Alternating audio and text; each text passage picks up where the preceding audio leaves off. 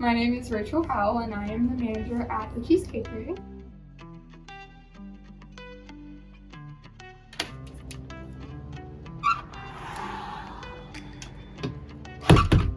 So our coffee beans come from local roasters.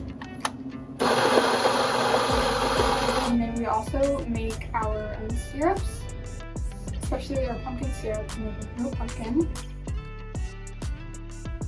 Every month we do coffee flights. They are sometimes to do with the season. This month is Halloween, so they are Halloween themed, like monsters.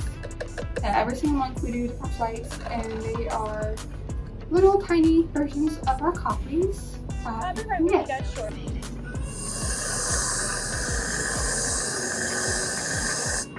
I just love coffee in general, and I grew up working with coffee because my mom has run a coffee business, and since I am, not at home anymore, so it's nice to still have that connection and still do coffee, even though I'm not